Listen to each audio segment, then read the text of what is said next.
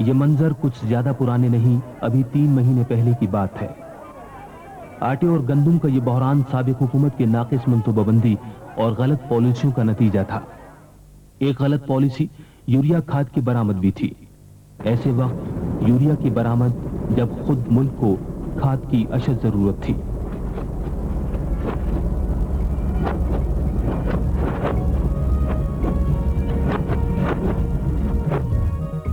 پاکستان بنیادی طور پر زرعی ملک ہے۔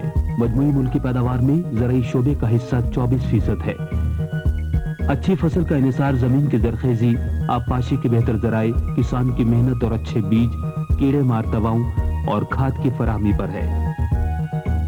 1994 میں پاکستان میں یوریا کی کھپت کا اندازہ 34 لاکھ میٹرک ٹن تھا، جبکہ یوریا کھاد بنانے والے ملکی کارخانوں کی کل پیداوار 31,40,000 میٹرک ٹن تھی۔ چنانچہ 78,000 میٹرک ٹن یوریا کھاد بیرونی ملکوں سے درآمد کی گئی۔ ایک طرف تو یوریا کھاد بیرونی ملکوں سے منگوائی جا رہی تھی، دوسری طرف کچھ مفاد پرست عناصر محض پیسہ بنانے کی خاطر پاکستان سے یوریا برآمد کرنے کی منصوبہ بندی کر رہے تھے۔ اس میں بنیادی طور پہ پروپوزل تھا ان کا شان والوں کا کہ یہ جو ہے ایکسپورٹ کی بھی جا سکتی ہے اچھی پرائس کے اوپر، اور باہر سے درآمد کی جا سکتی ہے اور یوریا فیوریبل لو پرائس کے اوپر۔ یوریا کی پیداوار کم ہونے کی وجہ سے یوریا کی برآمد پر پابندی عائد کی جا چکی تھی، لیکن ناصر شون کو اس وقت کے حکمرانوں کی قربت حاصل تھی۔ وہ ذاتی تعلقات اور کاروباری معاملوں کے ناطے سابق وزیر اعظم محترمہ بینظیر بھٹو اور ان کے شوہر آصف علی زرداری سے ملتا رہتا تھا۔ اس سلسلے میں ناصر شون نے کئی خطوط بھی لکھے جو پاک چائنا فرٹیلائزرز کے MD خالد ممتاز کے ذریعے سابق وزیر اعظم محترمہ بینظیر بھٹو اور ان کے شوہر آصف علی زرداری کو پہنچائے جاتے تھے۔ ناصر حسین صاحب، کیونکہ میں اسلام آباد بیس تھا تو مجھے اکثر سیلڈ اینولپس ہوتے تھے لوگوں کو دینے کے لیے، وہ بھجواتے تھے، جس میں کچھ لیٹرز ہوتے تھے کہ رائس کنول کو ڈلیور کر دیے جائیں onward submission to Mr Asif Ali Zardari کے لیے۔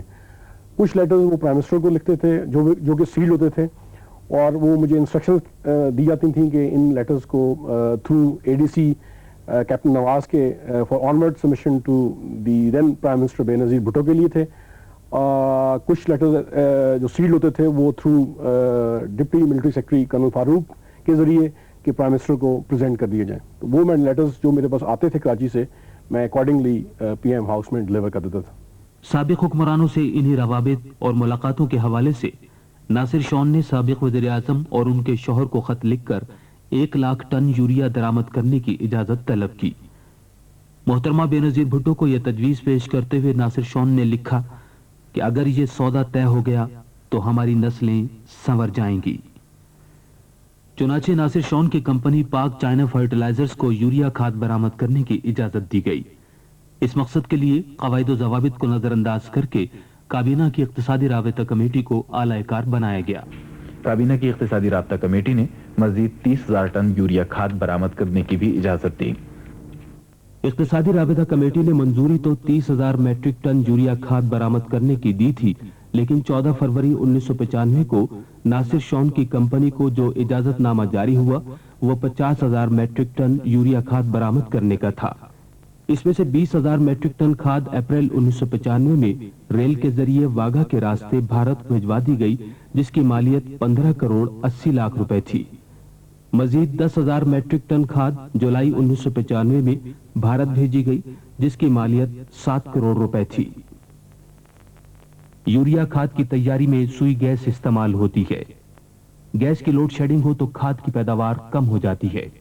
گیس کی لوڈ شیڈنگ اور کھاد کی پیداوار کم ہونے کی وجہ سے ایک بار پھر یوریا کی برآمد پر پابندی لگا دی گئی، لیکن ناصر شون اور اس کے کاروباری ساتھیوں کے عزائم پر کوئی اثر نہ پڑا۔ انہوں نے بھارت کو یوریا کی برآمد کے لیے اپنی کوششیں جاری رکھی۔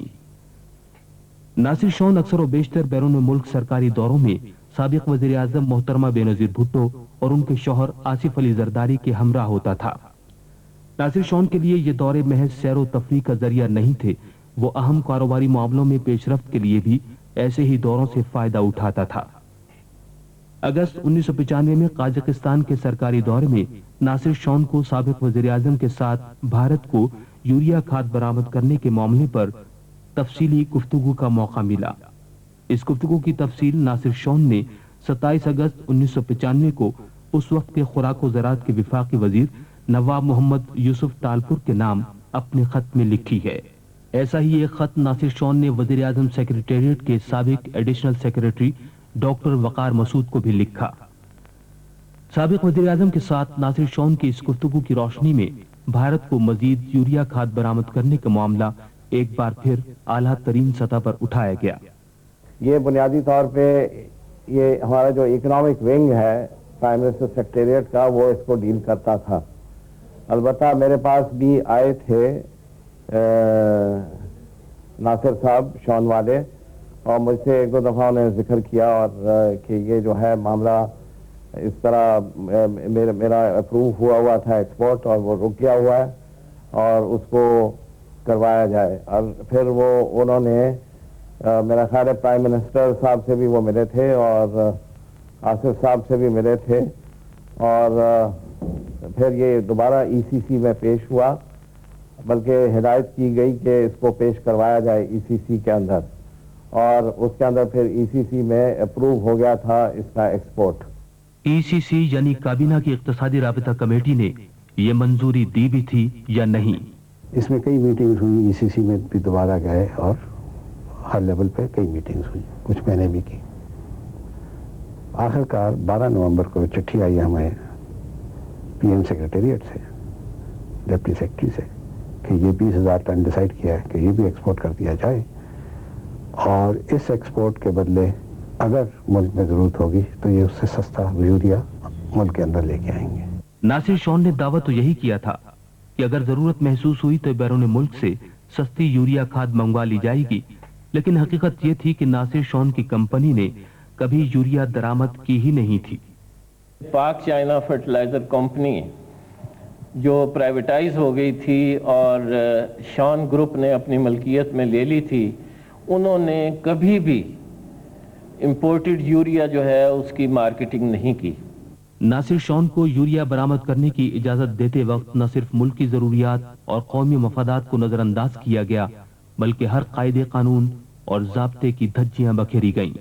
ماضی میں جب بھی ایکسپورٹ ہوئی 1982 سے لے کر 1987 تک، تو اس وقت ایک فارمولا ڈیولپ ہوا تھا کہ ایکسپورٹ میں ہر کمپنی کو اس کے پروڈکشن کے کیپیسٹی کے حساب سے شیئر دیا جائے گا ایکسپورٹ میں۔ ملک کے اندر تیار ہونے والی کھاد کا صرف 4% پاک چائنا فرٹیلائزرز میں تیار ہوتا تھا، زیادہ تر کھاد دوسری بڑی کمپنیاں تیار کرتی ہیں۔ یہ بالکل بات آپ کی درست ہے کہ فوجی اور داؤد اور اینگرو مل کے 80% وہ ملک کی پروڈکشن کا حصہ بنتے ہیں۔ اگر ایکسپورٹ ہونا ہی تھا تو پھر ان کے حصوں میں سے ہونا چاہیے تھا، لیکن ایسا نہیں ہوا۔ پاک چائنا جو شون گروپ کی ملکیت تھی، انہیں ایکسپورٹ کرنے کی اجازت دی گئی، اور ایسے وقت میں اجازت دی گئی جب یقینی طور پہ ملک میں یوریا کھاد ہمارے ہاں خود درکار تھی۔ بھارت کو کھاد برآمد کرنے میں ناصر شون اور اس کے کرم فرماؤں کی دلچسپی کی بڑی وجہ وہ کمیشن تھا جس کا ذکر نہ تو کانٹریکٹ میں تھا اور نہ ہی انوائسز میں۔ جب احتساب سیل نے اس کی یوریا ایکسپورٹ کی انکوائری شروع کی تو انویسٹیگیشن کے دوران یہ چیز سامنے آئی کہ جو ایکسپورٹ آف یوریا کی انوائسز تھیں، کیونکہ کانٹریکٹ میں کمیشن کا ذکر نہیں تھا، تو یہ انوائسز جب جاتی تھیں کراچی میں تو وہاں پہ ان کو چینج کیا جاتا تھا، اور 7% کے قریب ایک یہ کمیشن جو ہے یہ انٹرنیشنل سپلائی کمپنی کو دیا گیا ہے، اور جس کی کہ کانٹریکٹ میں گنجائش نہیں تھی۔ اس پورے پروسیس کے دوران تقریباً $7,50,000 کے قریب انہوں نے یہ commission through international supply company اور کچھ through other means approximately $1 million کا یہ کمیشن ہے جو ٹوٹل اس ایکسپورٹ آف یوریا کے سلسلے میں نکالا گیا۔ بھارت کو یوریا کھاد برآمد کرنے کے لیے تقریباً 41 کروڑ روپے کی رقم کس کی جیب میں گئی؟ ناصر شون اکیلا نہیں تھا۔ اس کی سرپرستی کرنے والے قواعد و ضوابط کو نظر انداز کر کے اسے یوریا برآمد کرنے کی اجازت دلانے والے اور ہر قدم پر اپنا اثر و رسوخ استعمال کر کے قومی مفادات کے بجائے ذاتی مفادات کی تکمیل کرنے والے ناصر شون کے پس پشت تھے۔ اگر آپ منٹس دیکھیں تو سب منٹس میں یہ کیا تھا کہ 20,000 ٹن جو بقایا ہے وہ نہیں ایکسپورٹ ہونی. لیکن اگر وہ انسٹرکشن آ جائیں آپ کو پرائم منسٹر سیکریٹریٹ سے تو آپ کیا کریں گے؟ ایکسپورٹ تو آپ کریں گے. ڈائریکشن آ گئی ہے نا. اگر آپ کو ڈائریکشن آ جائے پرائم منسٹر ہاؤس سے تو آفس سے تو کیا کریں گے؟ آپ روک سکتے ہیں؟ کاش کوئی انہیں روک سکتا، سرکاری خزانے اور قومی مفادات کا تحفظ کر سکتا، معاشرے کو بدعنوانی اور بددیانتی کے زہر سے بچا سکتا. ملکی مفادات کو نظر انداز کر کے بھارت کو یوریا کھاد کی برآمد سے قومی خزانے کو تقریباً 41 کروڑ روپے زر مبادلہ کی مد میں نقصان پہنچایا گیا.